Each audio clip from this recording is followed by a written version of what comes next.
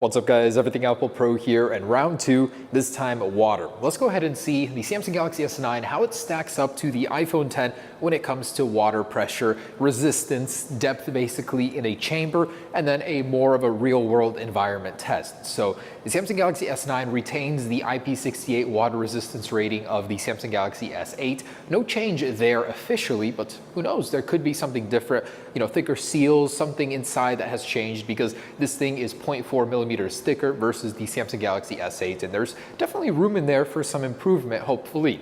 Of course, Apple's iPhone 10 isn't officially waterproof. It's water resistant at IP67, which is 3 feet for 30 minutes. This one is water resistant at 5 feet, or IP68, for 30 minutes also. And in the past, the Galaxies have always outdone the iPhones, usually, so I expect this to be no different, but both of them are pretty good. Let's see which one is better. So we're gonna start in our VAT, of course, at the manufacturer rating, which is gonna be 3 feet for 30 minutes. And then we're gonna raise it to 5 feet and go from there, and then go to more of a deeper scale at the river and see what we can get from these guys. Hopefully some sort of reaction, but of course it's always good for them to survive because you have a reliable product in your pocket. Check out the new setup, by the way. Come over here. We got the Sony a7R III. We got the new small HD focus. It is so beautiful. I love it.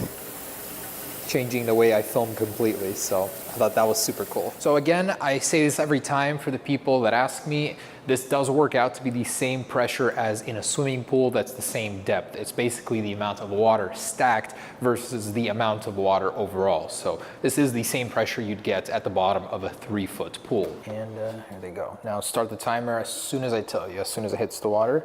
They have been submerged. Both of them are now at a depth of 1 meter.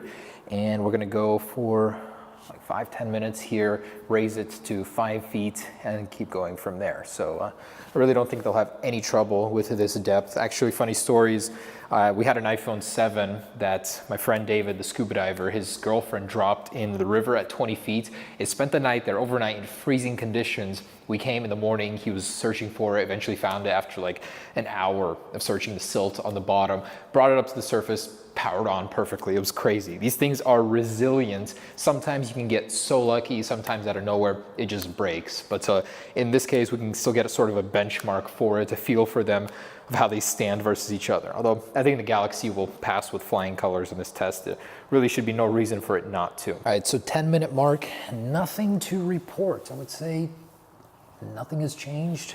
The Galaxy S9 has timed out. Always on display, but I can't see it is working. So at this point, I'm gonna fill it to the brim to 5 feet, raise the water pressure to the native depth of the Galaxy S9, and this is already surpassing the iPhone 10s. So again, I've done this test many times. Nothing ever really happens in this little chamber unless it's an old iPhone. All right, so all the way to the top.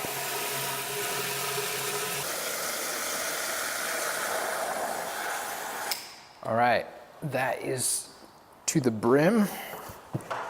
So now that we've got more water pressure, we'll see if anything changes here. We'll go for another 10 minutes or so, and hopefully I'll have an update for you guys then, but definitely think we're gonna have to go to the lake for this one. Really not much that we can do here, and we're gonna throw down to a depth of up to 20 feet, I'd say, because past that, you're probably never gonna recover your phone. We got lucky with the scuba diving thing. It was only at 20 feet, but all right, both are in fantastic condition. Let's see if they will be also in 10 minutes. So we just surpassed 20 minutes. Again, nothing to report.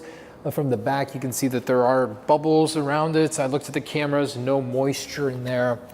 Really, these look unaffected and nothing, no ports or anything are blocked off. Everything is exposed, so really wasn't able to see any signs of water damage yet. I'm gonna go with the manufacturer rating 30 minutes, and we'll see if anything happens. If not, I'm gonna go to the river and from there get some more depth and a playtime in the water. All right, so the iPhone turned off. I'm not sure what that's about. Honestly, that could have been it. Wow, that was a little disappointing. I seriously thought that it would have done better. Yeah, so, okay, pressing the power button, it does not work. Oh, okay. That freaked me out. Oh, yeah. Did you just see that flicker? Yeah. Yep. This thing is done. The iPhone compared to the Samsung Galaxy S9 at 5 feet, what was it, like 26 minutes basically? That was it. The screen is flickering. this one is still alive, but wow. I seriously can't believe that. So let me try and get as much water as I can out, but you can see that it is gone. I mean, water has permeated the seal. It has got in somehow. Wow, I am so disappointed right now. So Galaxy S9, as expected, did survive. And the iPhone, unfortunately, oh, it has a noise. So the screen is intermittently turning off and on here. So otherwise, the Galaxy, I'm gonna go ahead and test out the charging port, dry it out real quick, see if it's still functioning as it should. But you know, basically, if you want to use your phone around the water, have more protection just in case something happens, this is the phone to go with. All right, first off, let's see if it'll charge. It might not because there's still a little bit of moisture, but it is charging. So I'm able to get it to charge. Wow, that sounds perfect. Functioning.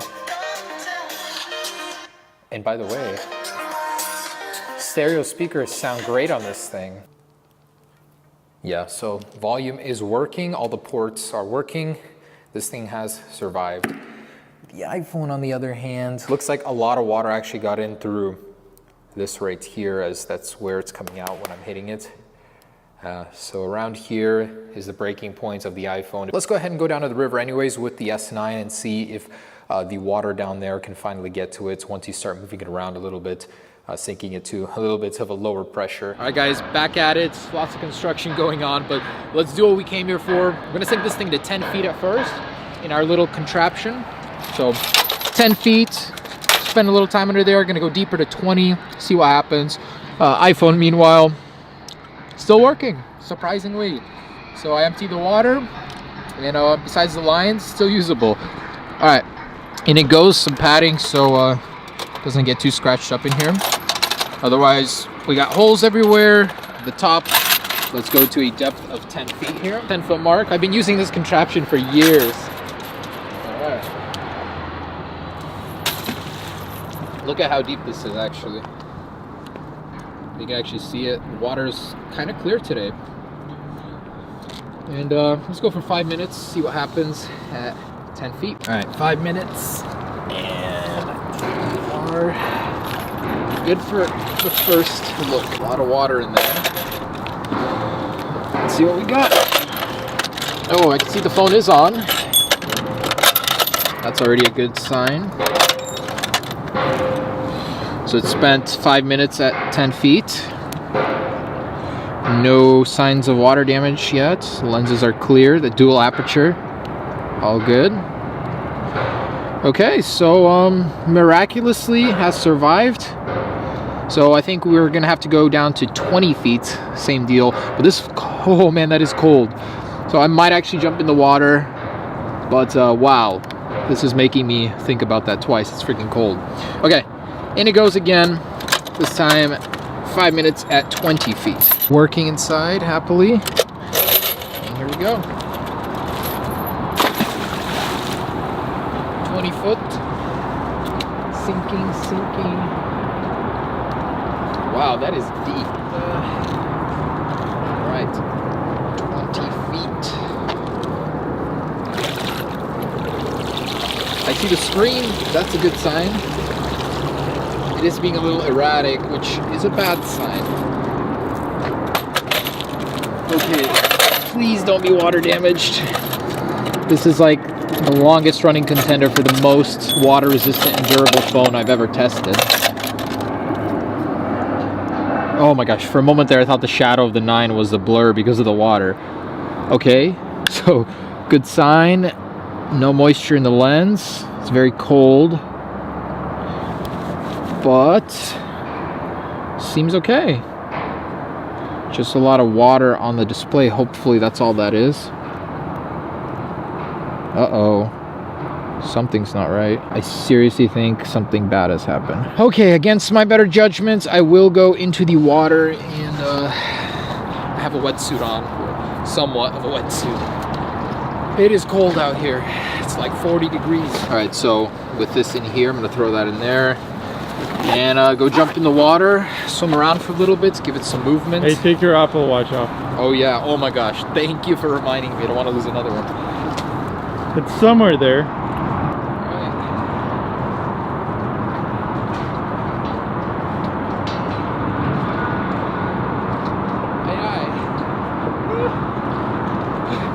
I doing?